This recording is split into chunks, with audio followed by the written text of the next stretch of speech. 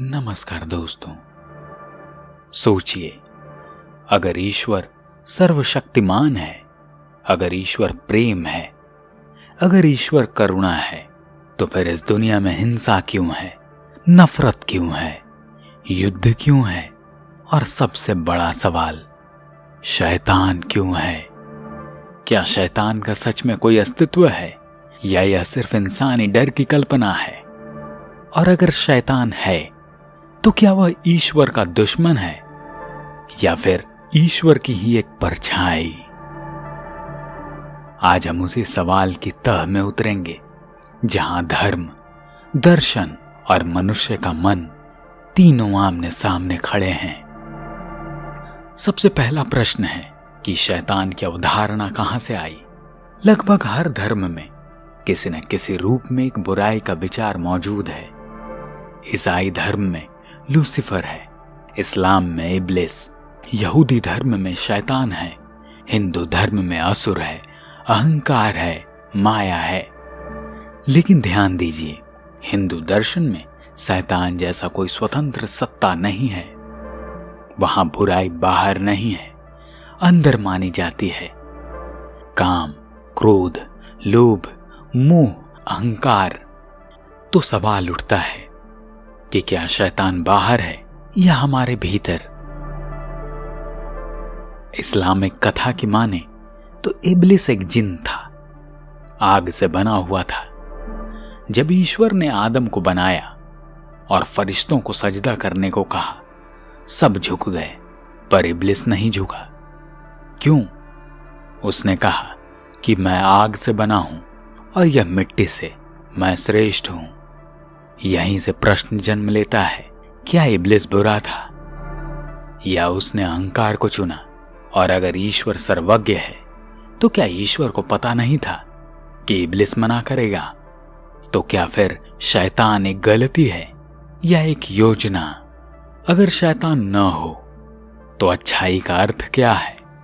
सोचिए, अगर अंधेरा न हो तो रोशनी का क्या मूल्य?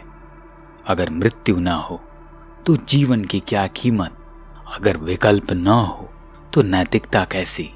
दार्शनिक कहते हैं कि बुराई के बिना अच्छाई केवल एक मशीन बन जाती है।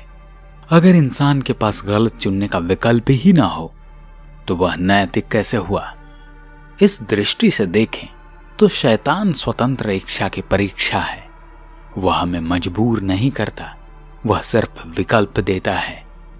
आधुनिक मनोविज्ञान कहता है कि शैतान कोई बाहरी शक्ति नहीं है, बल्कि मानव मन का शैडो है। कार्ल जुंग ने कहा था कि जो तुम स्वीकार नहीं करते वही तुम्हें नियंत्रित करता है। हम अपने भीतर की ईर्ष्या, गुस्सा, हिंसा, लालच को स्वीकार नहीं करते और फिर उसे शैतान कहकर बाहर फेंक देते हैं। लेकिन सच्चाई यह है कि शैतान वह हिस्सा है जिसे हम देखने से डरते हैं। क्या ईश्वर और शैतान विरोधी हैं?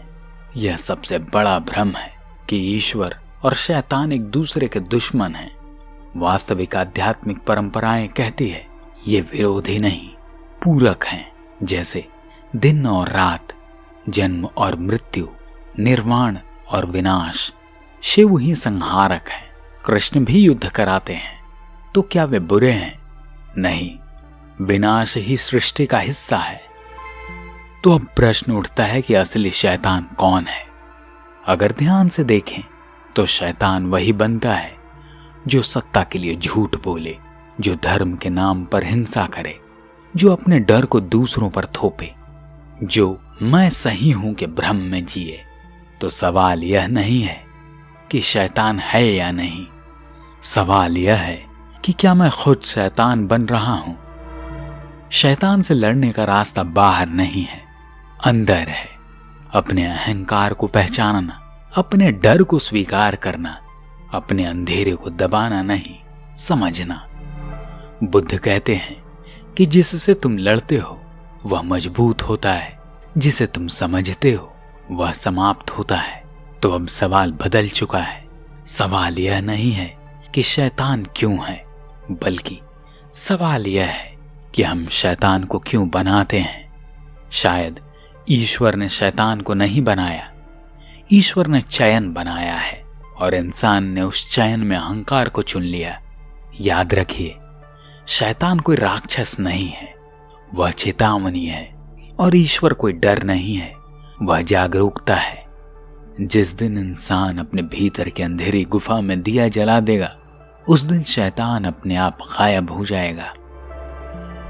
आशा करता हूं कि विचार पसंद आया होगा। अगर विचार पसंद आया हो तो चैनल को सब्सक्राइब करना ना भूलें। धन्यवाद।